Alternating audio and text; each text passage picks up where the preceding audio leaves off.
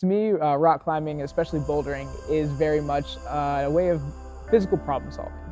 And through that, I just get to see people around me in the gym, outside, who are just incredibly strong, doing really cool stuff. And I look at them and I'm like, I really would like to do that.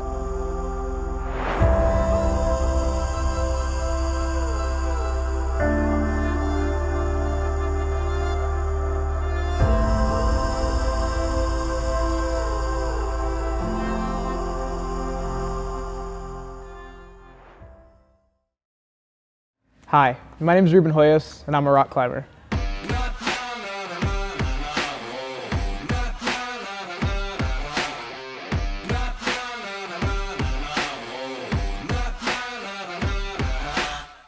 In short, the reason I climb is it's freaking sweet. It looks great on Instagram and even better in a Tinder profile.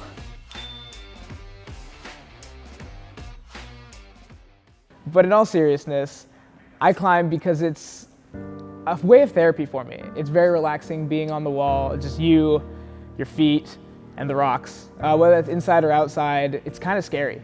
Sometimes when you're leading outside, there are moments where you're like, I'm not sure if I fall, if I'm gonna be okay. And oddly enough, that's kind of calming.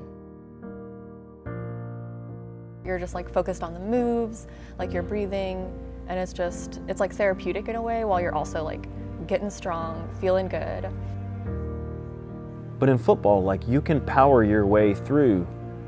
You know, if you're running the ball, like power will help you, and it will help you in climbing, but you can't overcome the wall. You can't dominate the problem. You've got to learn how to work with the problem. It's like, you can't muscle your way down a black diamond when you're skiing.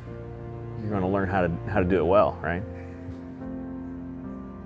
It's everything that you have, and that's it. Your belayer on the ground can't help you. You know, the people who have trained you can't help you. Everything you've seen on Instagram can't help you. It's just you and the wall. And that's just so cool to me.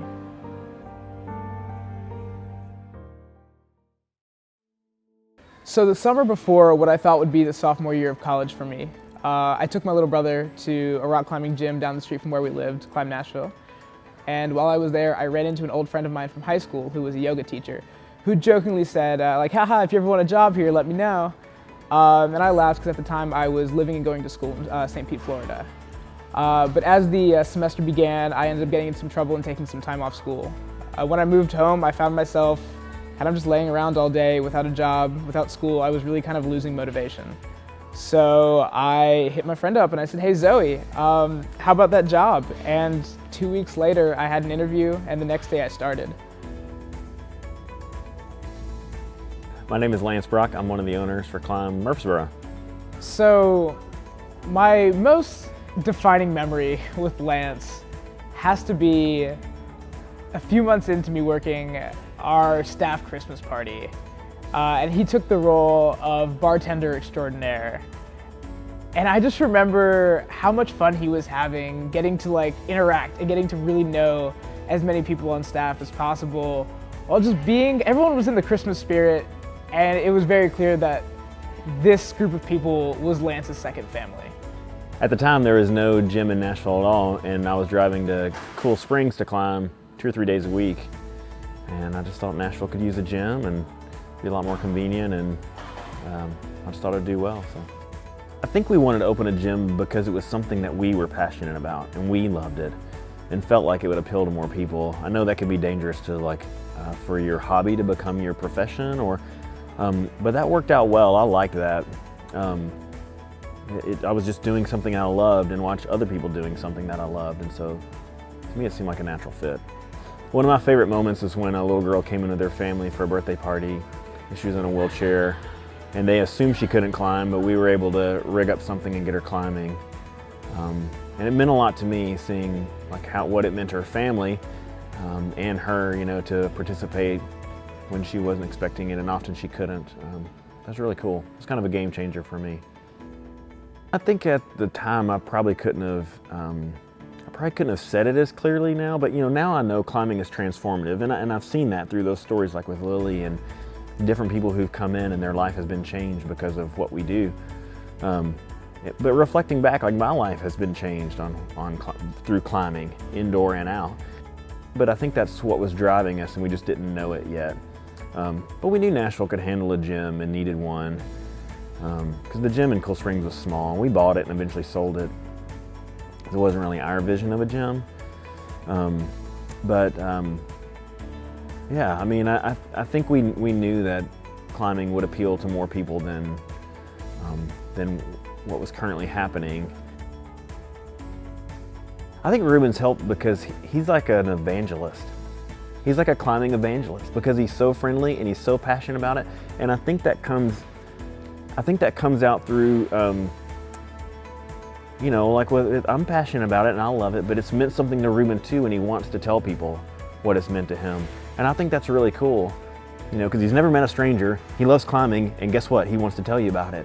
And it's a big help to us, right? Because he wants to share his passion for climbing and bring people here, so it's huge.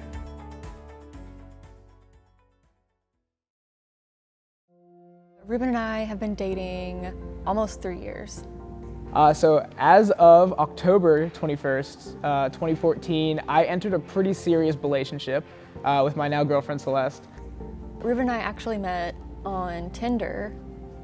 We matched on Tinder and talked for a while and apparently made plans to meet up. I just forgot about it and didn't show up, and he just decided not to show up. And then a few weeks later, we ran into each other on Belmont's campus, and I was like, oh, maybe he won't recognize me, like this is awkward. But he did, basically immediately. And then I think the next night we went on a date, and there it is. We climbed together a lot, and we kind of pushed each other. It definitely really helps having someone who you know cares for you, pushing you hard when you're falling a lot and you just kind of feel down on yourself.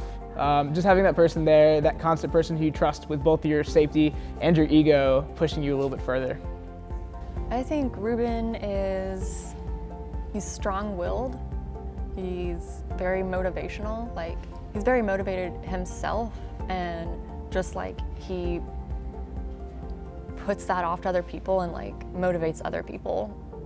And he's just a genuinely friendly guy. Everyone he meets, he's just friends with them. It's hard not to be friends with Reuben, even though he's my employee, you know? He's the kind of guy who just right away you're gonna wanna go grab lunch with him or whatever. When I first met Reuben, he was still just getting into rock climbing. And over the past 3 years, seeing him advance so much, in his skill and his strength, and just his increasing enthusiasm and stoke for climbing, truly is inspirational. And seeing him climb, he just puts absolutely everything he has into it.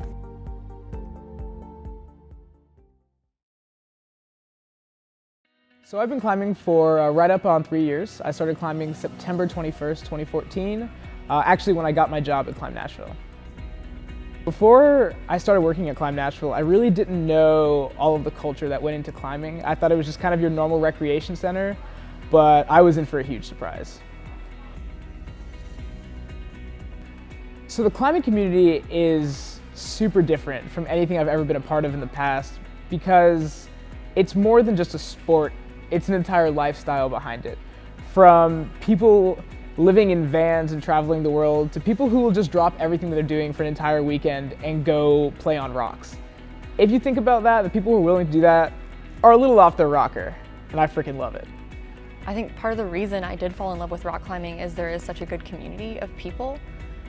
It's very easy to be intimidated when you first start rock climbing. You see, you come into the gym and you see all these super strong people doing these insane moves.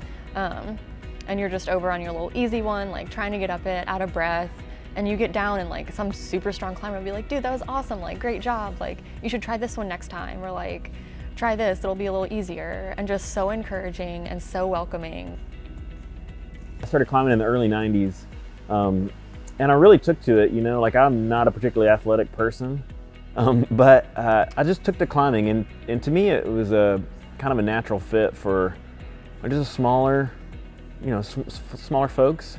Can be real determined. It's a kind of a problem-solving thing. In some way, it's more like skiing or golf or something, where you're trying the more difficult path, but there's problem-solving with how you do it. It's not just about your agility or speed or coordination. While rock climbing does still have a bit of a competitive aspect to it, everyone is so uplifting and wants others to do well. like in their own climbs, whether it's something super hard or they're just working on like an easier thing. Like everyone's so uplifting with like people around the community. It's just been really great. To me, the climbing community is one of the most accepting groups of people, mostly because up until very recently, not a lot of people were like raised into climbing. It's something that people found along the way from people who just enjoyed dirt bagging. And through that community, you have just a whole lot of people who don't care what your past is, who don't care like what happened to you when, but you're here now and they're super happy that you're there. One of the biggest anomalies about the climbing community, and what I really think sets it apart from other adventure sports, is the way rock climbing exists outside. When you go outside, things aren't rated by difficulty in where they are on the wall. They are where nature put them. So you have some of the hardest climbs in the world next to some of the easiest. So you have incredibly top, like world-class competitors climbing next to someone who it might be their first time ever outside.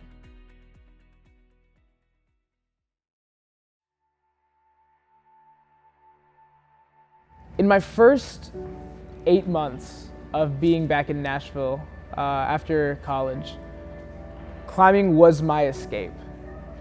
Even though I was working 2 jobs, I found time to climb every single day. And honestly, it wasn't good for my body. I went from not putting heavy strain on my fingers to incredibly heavy strain on my fingers every single day, not taking a rest day, because climbing was really the only thing giving me catharsis. It was the only thing making me feel like I wasn't where I was. And I love it for it. And it beat up my body. Last March, while I was climbing on a slab route at the gym, I cut both of my feet and one of my arms stayed in place because I was gripping the hold so hard. And when my entire body let loose except for my arm, I felt an adjustment in my shoulder. I didn't really think anything of it and continued climbing. Later that night, I felt a stiffness that I never felt before in my shoulder, and when I woke up in the morning, I had about 30% mobility. And to be honest, I was terrified. I didn't know what was wrong, and I didn't know how to fix it. I really held off on going to the doctor for a long time and tried to just kind of ignore it until I realized I literally couldn't climb through the pain anymore. The shoulder injury led to me taking easily 4 to 5 months off climbing. And it was devastating at times. It was during some of my most stressful times at work, where I was working doubles almost every day, and I didn't have a release. I felt like I was going from one job to the other, sleeping, waking up, repeating, without anything else. It felt like life just hit this monotony that I just was kind of over. And I needed climbing back in my life, but I couldn't. I spent time doing physical therapy and slowly strengthened up the muscles around my shoulder. Is that 100%? Absolutely not. Will I have to get surgery eventually? Absolutely. Do a lot of people think I'm batshit crazy for saying that? Yeah. But right now, I'm not at a point in my life where I want to take some time off climbing. If I'm gonna have to get surgery, I'm gonna have to get surgery. Why not do it on my terms? So right now, I'm working, I'm in school, I'm filling my schedule with everything I possibly can, but I'm still climbing.